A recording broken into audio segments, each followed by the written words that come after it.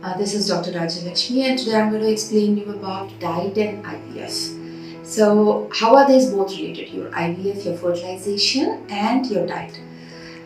To start with everything, a healthy body is a must for a fertility rate, success rate.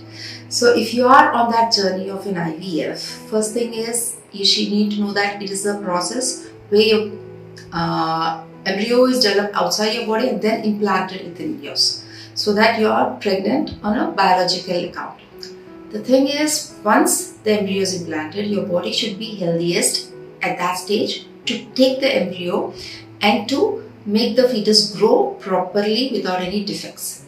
So through this process, we need to make simple lifestyle changes and also make sure that you take a proper diet to maintain a healthy body. So coming to your IVF cycles, it starts 2 months prior to your implantation. So 2 months prior, you should make your body fit enough that it is at the healthiest state to take whatever medications that you are given and also to take the responsibility of being a to-be mother. So to make a diet or to take a diet which is very healthy enough, you need to make a little differences in whatever daily diet you're taking. It's not a huge difference, just simple differences and simple changes are sufficient. These we call as the lifestyle changes. Lifestyle changes is diet and exercise both together. And coming to the exercise, simple like walking or a yoga or a pranayama would be sufficient for you.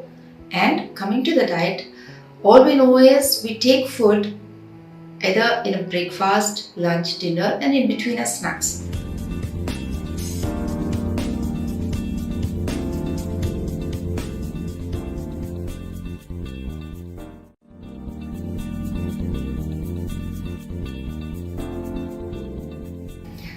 The main thing we need to be concerned here is we need to include all the 5 food groups. As we say 5 food groups, it is cereals, as we take in rice, wheat, millets, whatever it is, you need a cereal. You need a pulse or a protein source. You need your vegetables, you need your fruits, and also you need your oils, fats, and dairy. So all these 5 are the essential sources to give you a healthy diet. So how much you need to take, what to exclude and what to include, I'll be telling you today, so that it will be easier for you to frame a diet and follow it accordingly. So first, coming to rice or the cereals. So when it comes to a cereal, always go for a whole grain. Whole grain in the sense unpolished rice or unpolished wheat, unpolished millet, whichever it is, whichever you want to take. Make sure that it is unpolished. Whether you wanted to have it as a roti, whether you wanted to have it as a rice, depends upon your option and your requirement. So first thing, it is the whole grain that you take. Whether you take it as a pasta or a bread also is okay. And coming to the non-veg, your protein. Your protein comes from the non-vegetarian sources such as fish, chicken, eggs, or meat, any red meat, or else even dal, legumes, beans. All these are the protein sources. So the best protein source if you're planning for an IVF would be the seafood, because there are many researches that have been done that seafood increases the fertility rate. So seafood, like you can have fish, you can have prawns, you can have crabs. So at least twice or thrice a week, if you're having a seafood, that increases your fertility rate. So make sure you're having a seafood but not completely fried or completely blended with oil. Make it a healthiest version of it. But compulsorily you can have a seafood. If you're a vegetarian, then go for the dal, rajma, beans, and other sources of protein. So what do we need to take in a pro-fertility diet? That is what we call, before you enter your fertility treatment, we call it as a pro-fertility diet. The first thing is you need to take more of folic acid supplements, because folic acid is a B complex vitamin which is required to have a healthy baby without any defects. So it helps in formation of the spine and the nerves of a baby. So this folic acid is as much important for you before your pregnancy and after your pregnancy also. So make sure you're taking enough of your protein folic acid supplements. If not through your food, it as a medicine, because your doctor will be prescribing you folic acid supplements in a compulsion basis. So through food, if you want to get a folic acids, green leafy vegetables, citrus fruits and whole grains are the best sources we get from that. The other thing is the calcium. So calcium is required for your bone growth, required for the baby's bone growth and teeth also. So suppose you're pregnant or unpregnant, you're not taking enough of calcium. Your baby's calcium needs is derived from your own storage of calcium which is in your bones. So your bones will get depleted of the calcium and that goes to the baby, making you weak. So you need to take more of calcium also. The same way iron. Iron is required for the hemoglobin to be on its peak, that is more than 13. Your hemoglobin should be more than 13 and that we need because the baby needs a lot of oxygen. You will be needing a lot of oxygen. So this oxygen is distributed to your body, the cells and tissues of your body through the hemoglobin. So the hemoglobin binds the oxygen and it's supplied to your body. So if you want more oxygen to be supplied, more energetic and more healthy you want it to be, you need to take more of iron also. So the iron sources which you get iron is a green leafy vegetable, the colored fruits and vegetables that you have like the capsicums, the mangoes, any yellow fruits, the papayas, all these have a lot of iron in it. And also the basic, if you're a non-vegetarian, basic non-vegetarian, meat, that is a liver, mutton liver or simple chicken liver also has a nice quantity of iron to it. The other thing is protein. Protein helps your tissues to grow. So that is required during your fertility period. So if you're going for a protein, go for a whole protein like an egg or a chicken or a mutton, whichever. If you can cut down on the red meat, is as better rather than going for a lean meat like a fish and a chicken is the best option. And rajma, paneer and also dals are also good sources of protein. So make all the protein available to your body. And here I have told you about food, what foods to eat. Now I am telling you what foods you need to avoid. So there are certain foods that you need to avoid, especially the processed and the packaged foods. Processed in the sense that doesn't have any sort of vitamins and minerals to it. Rather, they'll give you more of unnecessary fat and unnecessary health issues. So packaged food is the biscuits, anything which is packed. Your biscuits, your chips, your fast foods, your junk foods, all this comes under the packaged foods. So avoid the packaged foods, avoid the processed foods. Whichever foods that are processed, like the wheat is processed into maida, the corns are processed into cornstarch. So whatever it is processed, cut down on it and take the healthier version of it. The other thing is, avoid fruits and vegetables which have pesticides in it. Rather go for the organic versions which are good, because pesticides residues, even though you wash it with the plain water, doesn't go off.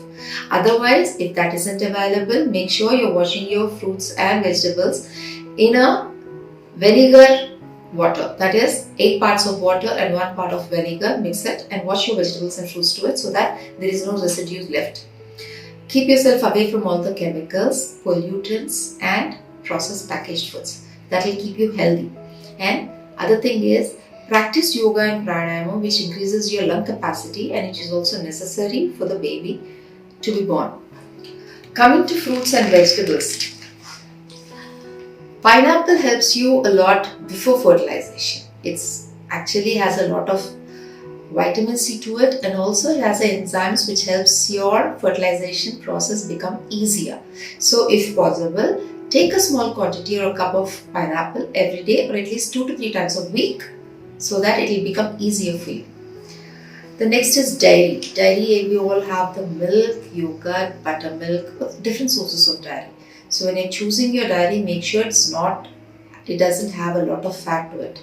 So take a lesser version, like 3% of fat to 5% of fat is okay, but not too much of fat in it. The next is, limit yourself from teas and coffees. 1 cup of coffee or 1 cup of tea is okay, but if you avoid it, it's completely fine. Don't push yourself to more caffeine so that it would contribute to more iron loss in your body. Avoid alcohol and avoid certain fishes. As I said, seafood is good, but there are certain fishes in which the mercury levels are more. So if you see fishes such as predatory fishes like the shark, mackerel, tuna, these three have a higher range of mercury levels, that's the toxin. So avoid these three varieties. The rest of the fishes are safe to eat. And unpasteurized foods. Today we get milk. Today we get a lot of vegetables which are unpasteurized, frozen. So don't choose those. Choose the fresher ones. Go for pasteurized milk or pasteurized cheese or any sort of mayonnaise that you use. Make sure it is unpasteurized. Don't take raw foods. Take steamed or boiled foods or cooked foods are good. But raw foods, say no until your full fertilization process is finished. And coming to a healthy diet, take small and frequent meals rather than taking a whole meal at a time. Don't push yourself eating too much because you don't need twice as much as food to become pregnant or to increase your fertility rate or to go through your pregnancy. All you need is just the right amount of food, which gives you around 2000 calories per day. Distribute it into 5 to 6 meals every day. Breakfast, a snack, lunch, again a snack and a dinner. 5 to 6 meals are sufficient, and all you need to do is eat freshly home cooked food. Don't eat outside, and you need to remain safe and secure when it comes to your diet and health. So here we can go with the eggs. 1 egg a day is good because it has a lot of vitamin A, iron and also protein. So if you don't want to have egg, make sure you're taking soya or at least tofu. Tofu is a sort of paneer made from the soya milk. That's also very good in protein. Or at least a rajma or dal, chana. That is also very good. Boiled and steamed chana are also very good. So either of the options are safe for you. And the other one is, we have certain misconceptions during pregnancy.